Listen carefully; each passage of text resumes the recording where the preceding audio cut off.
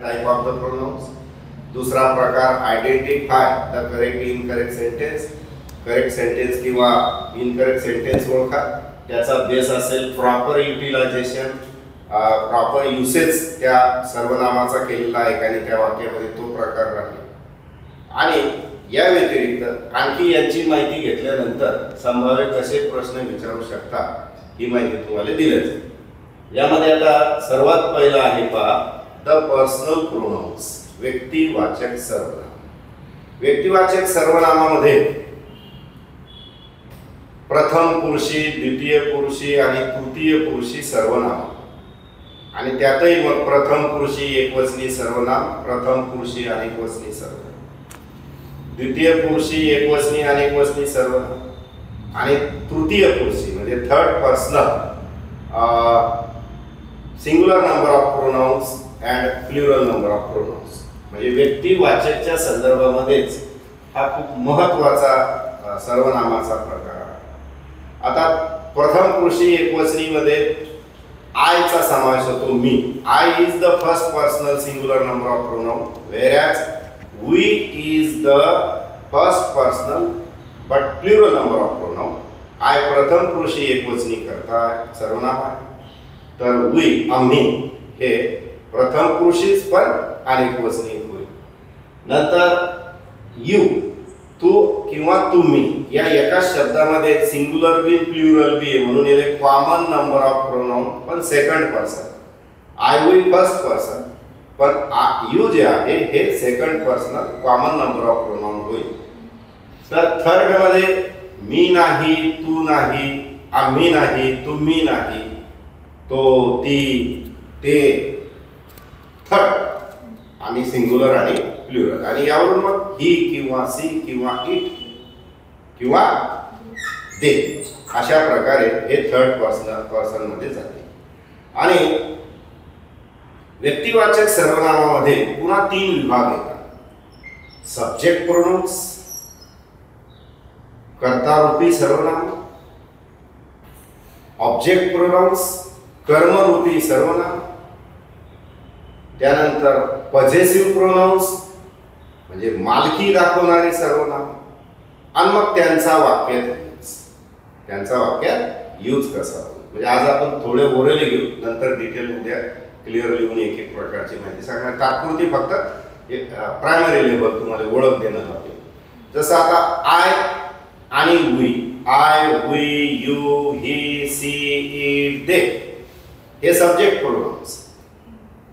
तर माझे, आमचे, माय, mine, our, hours, her, hers, there, there's, your, yours, his, it's, यातले एस एस चा पट्टा सोडून द्या। पहिला जो पट्टा येतो माय, our, there, your, her, his किंवा इट्स, तर हे आहे तुमचे पॉझेसिव्ह ॲडजेक्टिव्ह, कारण वाक्यात वापरल्यानंतर यांच्यानंतर नाम येत असतात, हे प्रत्यक्ष लिहिल्यावर तुमच्या लक्षात येईल।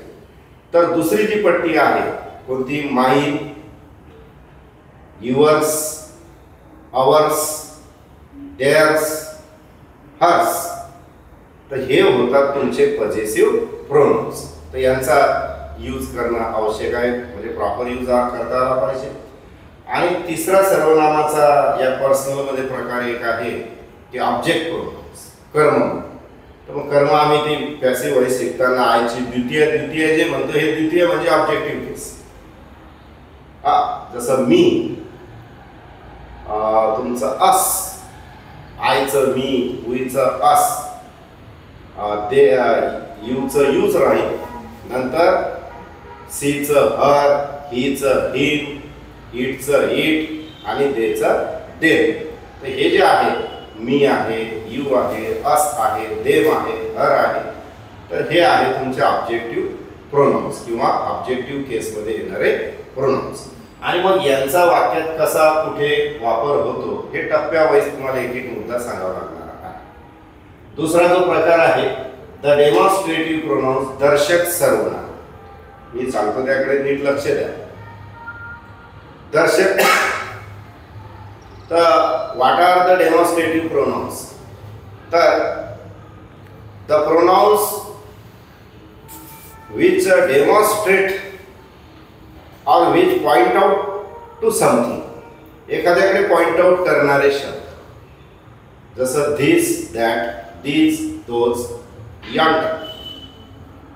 This is a pen, that is a book, these are my pens, those are your books, yonder is her house. तर हे these, that, these, those, yonder, these are demonstrative words out of sentence. वाक्याच्या बाहेर हे demonstrative words आणि वाक्यामध्ये वापरल्यानंतर हे कर्त्याच्या position मध्ये असेल, कर्ता म्हणून असतील आणि यांच्यानंतर जर वर्ब असेल तर हे जे शब्द आहेत these, that, these, those, such आणि yonder, suchचा सुद्धा त्यामध्ये समावेश होतो. म्हणजे नीट शब्द ध्यानात ठेवा. this, that, these, those, such, yonder या हे शब्द वाक्याचा कर्ता असतील आणि यांच्यानंतर क्रियापद आलेलं असेल तर यांना म्हणायचं डेमॉन्स्ट्रेटिव्ह प्रोनाउन्स. आणि इथं काळजी घेण्याचा मुद्दा हा आहे की धीस दॅट हे एकवचनीला रेफर करतात, तर धीस दोज हे अनेक वचनीला रेफर करतात. धीस हे जवळच्या एकवचनीला रेफर करतात, दॅट हे दूरच्या एकवचनीला रेफर करतात, दीज हे जवळच्या अनेक वचनीला रेफर करतात, तर दोज हे दूरच्या अनेक वचनीला रेफर करते. तर इथं ही काळजी आपण प्रत्यक्ष माहिती देताना ती लिहून देऊ. पण तुर्तास एवढं ध्यानात ठेवा की डेमॉन्स्ट्रेटिव्ह प्रोनाउन्स मध्ये कोणत्या शब्दांचा समावेश होतो आणि केव्हा ते शब्द डेमॉन्स्ट्रेटिव्ह प्रोनाउन्स असतात. तर यामध्ये धीस, दॅट, दीज, दोज, सच आणि यंडर या शब्दांचा समावेश होतो. पण कोणत्या स्थितीमध्ये हे डेमॉन्स्ट्रेटिव्ह प्रोनाउन्स असतील तर हे शब्द वाक्याचा कर्ता असतील आणि या शब्दानंतर क्रियापद आलेलं असेल. नंतर आहे द इंट्रोगेटिव्ह प्रोनाउन्स, प्रश्नार्थक सर्वनाम. तर प्रश्नार्थक सर्वनामामध्ये जे WH चे शब्द आहेत ज्यामध्ये व्हेन, हाऊ, व्हाय आणि व्हेअर हे 4 WH चे शब्द सोडून पहा व्हेन, केव्हा, का, कुठे आणि कसे, व्हेन, व्हाय, व्हेअर आणि हाऊ हे 4 WH चे शब्द सोडून what, who, whom, whose, which हे शब्द पुन्हा ऐकून घ्या. What, who, whom, whose, which या शब्दानं जर प्रश्नार्थक वाक्याची सुरुवात झालेली असेल आणि या शब्दानंतर जर क्रियापद आलेलं असेल तेव्हा हे शब्द कोणते? हू, व्हॉट, हुज, व्हिच, हुम म्हणजे हे शब्द हे काय असतील? तुमचे इंट्रोगेटिव्ह प्रोनाउन्स असतील. म्हणजे याच कंडिशन मध्ये आणि यामध्ये कोणते WH चे शब्द येणार नाही. व्हेन, व्हाय, व्हेअर आणि हाऊ हे शब्द यामध्ये येणार नाही कारण ते इंट्रोगेटिव्ह ॲडव्हर्ब्स म्हणून काम करतात. हे शब्द सोडून बाकीचे जे हू आहे, हुम आहे, हुज आहे, व्हिच आहे, व्हॉट आहे हे शब्द मात्र इंट्रोगेटिव्ह प्रोनाउन्स असतील. चौथा प्रश्न आहे द डिस्ट्रीब्युटिव्ह प्रोनाउन्स, विभाजक सर्वनाम. विभाजक सर्वनामामध्ये याचं नेमकी भूमिका काय असते? तर they count one at a time. They count one at a time. विभाजक सर्वनामामध्ये फक्त 3 शब्दांचा समावेश होतो आणि ते 3 शब्द कोणत्या कंडिशन मध्ये डिस्ट्रीब्युटिव्ह प्रोनाउन्स असतील तर ती कंडिशन मी समजून घ्या. तर ज्या 3 शब्दांचा समावेश होतो त्यामध्ये ईच, आयदर, नाहीदर हे ते 3 शब्द आहेत आणि हे शब्द कोणत्या स्थितीत असताना हे डिस्ट्रीब्युटिव्ह प्रोनाउन्स असतील?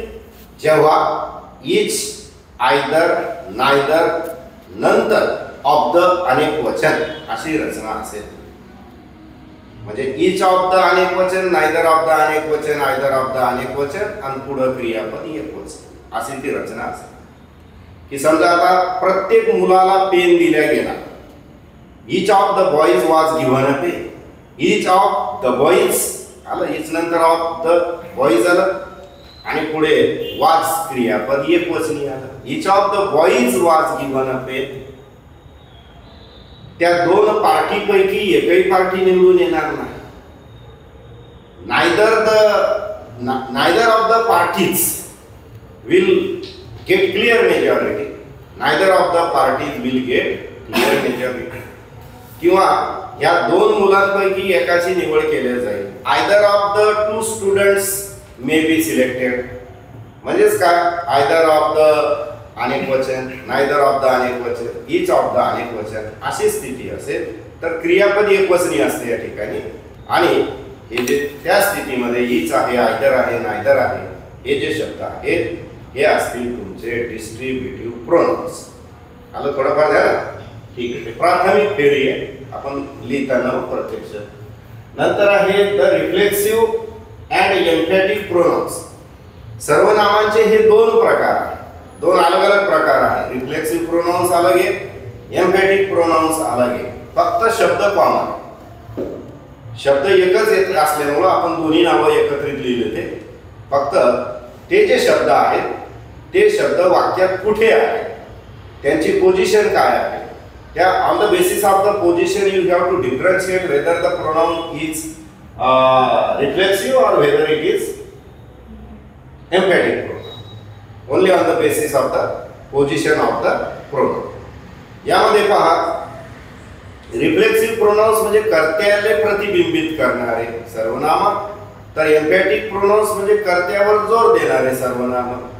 म्हणजे reflexive pronounce refer back to the subject, whereas the emphatic pronouns give emphasis on the subject.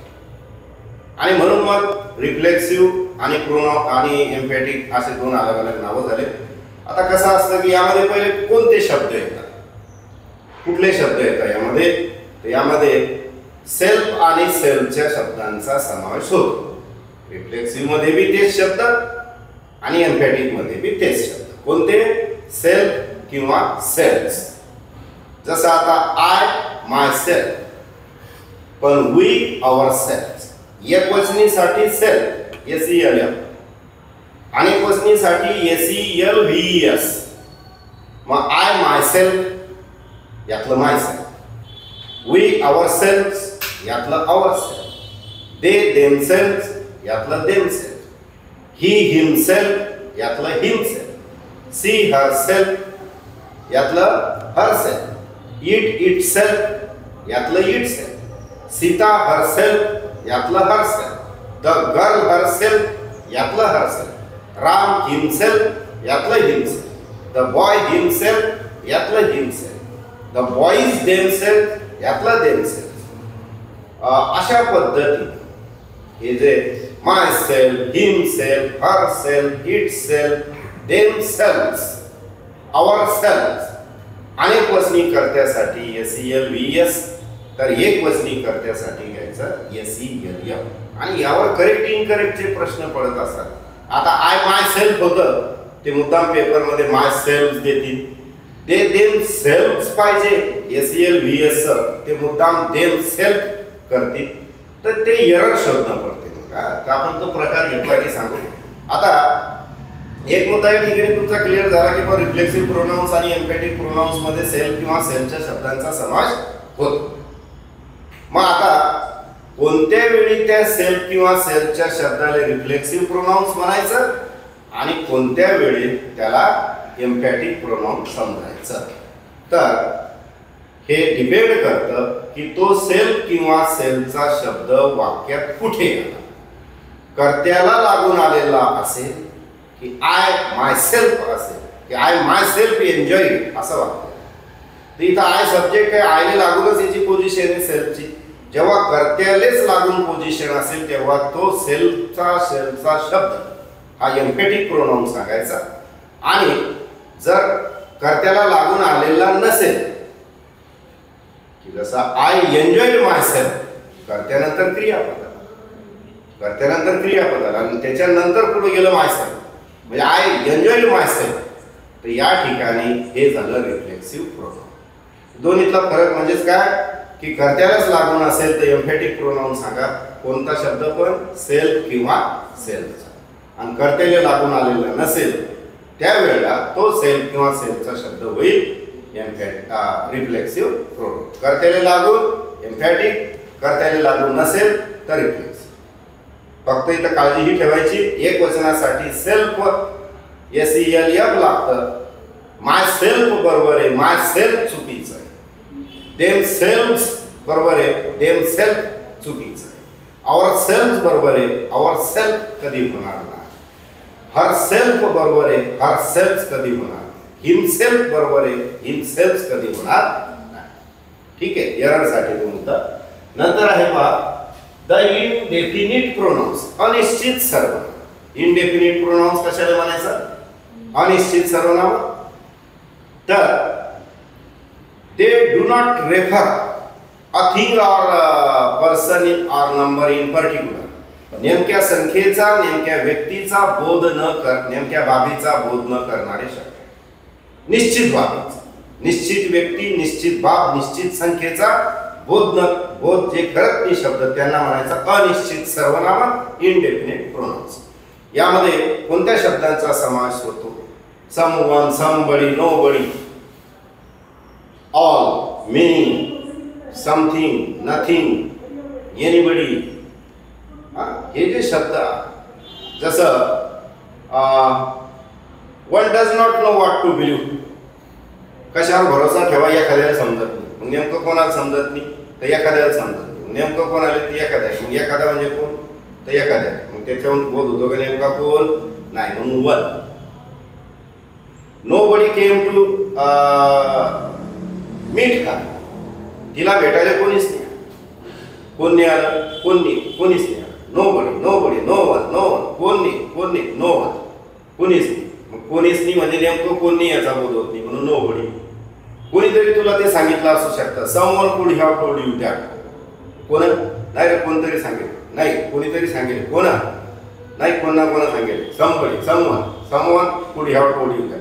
नेमका कोण बोध होत नाही. Someone, somebody. तसं नोबडी, नो वन. नुसतं one.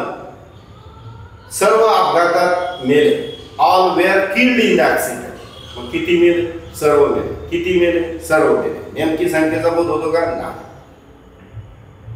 Many were injured in the accident. पुष्कळ अपघातात जखमी झाले. नेमके किती? पुष्कळ. पुष्कळ शब्द निश्चित बाबीचा बोध करत नाही, संख्येचा बोध करत नाही. Few escaped. Few escaped अनहार्ड. थोडेच जखमी न होता सुटले. नेमके किती? थोडे. थोडे, पुष्कळ, सर्व, एनीबडी, नोबडी किंवा something is better than nothing. काहीच न करण्यापेक्षा काहीतरी करणं चांगलं. नेमकं काय करणं चांगलं? नाही, काहीतरी करणं चांगलं. मग नेमकं काय? नाही, काही ना काही करायला पाहिजे. मग नेमकं काय करायला पाहिजे? तर काहीतरी करायला पाहिजे. मग काहीतरीतून नेमकं काय करायचं त्याचा बोध होत नाही, म्हणून समथिंग. असं नथिंग इज इम्पॉसिबल. काहीच अशक्य नाही. मग नेमकं काय अशक्य नाही? काहीच नाही. मग नेमकं काय नाही तर नथिंग. तर त्यातूनही नेमक्या बाबीचा बोध होत नाही. तर अशा रीतीने the pronounce will do not refer a person or thing in particular. म्हणजे नेमक्या बाबीचा बोध करत नाही, नेमक्या संख्येचा बोध करत नाही, निश्चित व्यक्तीचा बोध करत नाही. असे जे शब्द आहेत ज्यामध्ये वन येतं, एनीबडी येतं, नोबडी येतं, समवन येतं, समबडी येतं, समथिंग येतं, नथिंग येतं, ऑल येतं, मेनी येतं, फ्यू येतं, या शब्दांचा समावेश या ठिकाणी होतो. याशिवाय पुढचा आहे तुमचा the रिसायप्रोकल pronounce. They express mutual relationship. आपसी रिलेशनशिप दाखवता, आपसी संबंध दाखवता. यामध्ये फक्त दोनच शब्दांच्या जोड्या येतात. दोन जोड्या येतात. एक आहे जर दोघांमधला संबंध असेल तर इच अदर. नीट ध्यान ठेवा शब्दावर. रिलेशन बिटवीन टू असेल, दोघांमधला रिलेशन असेल तर इच अदरचा वापर होतो. आणि रिलेशन अनेकांमधलं दाखवायचं असेल तर वन अनादरचा त्या ठिकाणी यूज होतो. आणि हे इच अदर किंवा वन अनादर यांनाच रिसायप्रोकल प्रोनाउन्स म्हटले जातात. म्हणजे जर पेपरमध्ये आलं इच अदर आणि इच अदर सांगा का, त्याचा प्रकार सांगा, तर तुम्ही सांगायचं रिसायप्रोकल किंवा याला दुसरं नाव रिसायप्रोकेटेड प्रोनाउन्स असं सुद्धा म्हटलं जातं. फक्त संख्या दोन पाहिजे. की समजा राम आणि सीता आठवड्यातून एकदा एक दुसऱ्याला भेटतात. Ram and Sita meet each other. Once in a week. तर हे ईच अदर, कारण रामन सीता किती झाले? 2 झाले ना. The boy and girl love each other, one another होणार नाही, संख्या 2 आहे, ईच अदर.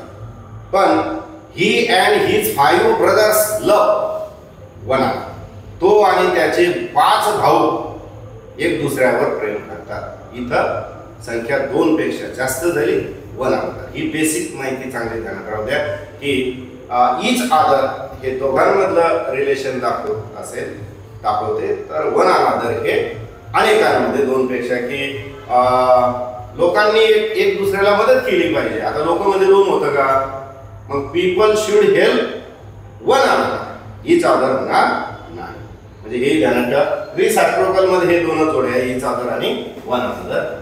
संख्या 2 साठी, 2च्या रिलेशनसाठी ईच अदरचा वापर, आणि अनेकांचं रिलेशन असेल तर वन अनदरचा. आणि रिलेटिव्ह प्रोनाउन्स आहे पहा, संबंध दर्शक, they are related two nouns. ते नामाचा संबंध जोडतात, नामाशी संबंधित असतात. आणि हे रिलेटिव्ह क्लॉज किंवा ऍडजेक्टिव्ह क्लॉजला जोडण्याचं काम करतात मेन क्लॉज. जसं दिस is a girl who is clever, ही एक मुलगी आहे जी हुशार आहे, यातलं हू. सी हॅज अ बुक, तिच्याकडे एक पुस्तक आहे, विच इज व्हेरी युजफुल, जे उपयुक्त आहे, हे which. A tiger that is wounded is fears, एखादा वाघ जो जखमी असतो, कोणता वाघ? दॅट इज वुंडेड, हे दॅट. म्हणजे हू आलं, विच आलं, दॅट आलं. का? दे हॅव अ कॅट, त्यांच्याकडे एक मांजर आहे, हुज नेम इज मनी, जिचं नाव मनी आहे, हे whose. Who, which, that, whose. तर हे जे शब्द आहेत हे रिलेटिव्ह प्रोनाउनचं काम करतात. हुम सुद्धा येतं त्यामध्ये, की whom did you meet last day किंवा यस्टरडे, तर या ठिकाणी हुम येतं. तर असे सॉरी, हुमचा या ठिकाणी आपण त्या इंट्रागेटिव्ह मध्ये वापरू त्याचा, पण इथे हुज, विच, दॅट या शब्दांचं ध्यान ठेवा, आणि हुजचा. यानंतर आहे नंबर प्रोनाउन्स आणि क्वांटिटी प्रोनाउन्स, संख्यावाचक सर्वनाम आणि प्रमाणदर्शक सर्वनाम. तर संख्या म्हटल्यावर संख्याच दिसणार आहे, संख्या म्हटल्यावर संख्याच दिसणार. फक्त ती संख्या होऊ शकतं कार्डिनल असू शकते किंवा ऑर्डिनल असू शकते. कार्डिनल म्हणजे 1, 2, 3, 4, ऑर्डिनल म्हणजे फर्स्ट, सेकंड, थर्ड असू शकते. आणि यामध्ये संख्या आहे, संख्येनंतर जर क्रियापद असेल तर ती संख्या नंबर प्रोनाउन आहे. म्हणजे वाक्य दिलेलं आहे, वाक्यामध्ये संख्या आलेली आहे, संख्येनंतर क्रियापद असेल, संख्येनंतर क्रियापद असेल तेव्हा ती संख्या नंबर प्रोनाउन्स असेल. की out of 50 students 20 are boys and 30 are girls. Out of 50 students, 50 नंतर नाम आलं त्यामुळं 50 नंबर प्रोनाउन होणार नाही. मग पुढे मात्र 20 आर क्रियापद, 20 आर बॉईज अँड 30 गर्ल्स. तर 20 आणि 30 हे होतील तुमचे नंबर प्रोनाउन्स. 50 विद्यार्थ्यापैकी तर 50 मात्र ते नंबर ऍडजेक्टिव्ह होईल, ते नंबर प्रोनाउन होणार नाही. म्हणजे संख्येनंतर काय पाहिजे? नाम, क्रियापद पाहिजे. काय पाहिजे? क्रियापद पाहिजे. आणि क्वांटिटी प्रोनाउन कशाला म्हणायचं? प्रमाणदर्शक. की बरंच शिकवणं झालं, बरीच चर्चा झाली, मच हॅज बीन टॉट टू यू नाव. मग बरंच शिकवणं झालं म्हणजे 10 शिकवणं झालं का 5 शिकवणं झालं असं निश्चित संख्येचा बोध करतं का? नाही. बरीच चर्चा झाली, much has bin discussed, much has bin discussed नाव. बरीच चर्चा झाली, तर नेमकी चर्चा काही काउंट नाही करत आहे, मग ते त्या चर्चेचं प्रमाण सांगून राहिलं. तर अशा रीतीने हे क्वांटिटी, मच जो शब्द आहे ते होईल तुमचं क्वांटिटी प्रोनाउन्स. तर ही तोंडी माहिती होती. आता उद्या हे आपण याचं व्यवस्थित एक टप्पा बाय टप्पा आणि त्यावर प्रश्न कसे असतील यातून बेसिक अलग अलग माहिती निघणार आहे. सब्जेक्ट प्रोनाउन कुठे वापरायचा, ऑब्जेक्ट प्रोनाउन्स कुठे येतो, त्यानंतर पजेसिव्ह प्रोनाउन्स कुठे आहे, ते वाक्याचे प्रकार कोणते आहेत, रिफ्लेक्सिव्ह त्या एम्फॅटिक मध्ये बी एररवर प्रश्न, सेल्फचा कुठे, सेल्फचा कुठे, किंवा केव्हा सेल्फचा शब्द एम्फॅटिक असतो किंवा केव्हा तो रिफ्लेक्सिव्ह प्रोनाउन असतो किंवा धीस अँड दॅट हे एकवचनीलेच रेफर करतं, पण त्यात जर पेपरमध्ये अनेक वचनीले रेफर करताना दाखवलं असेल तर ते चुकीचं आहे. दीज अँड दोज हे अनेक वचनालेच रेफर करतं, पण ते होऊ शकतं पेपरमध्ये एक वचनाला रेफर करताना दाखवते. तर या बारीक सारीक मुद्दे आपण उद्या डिस्कस करू. ठीक.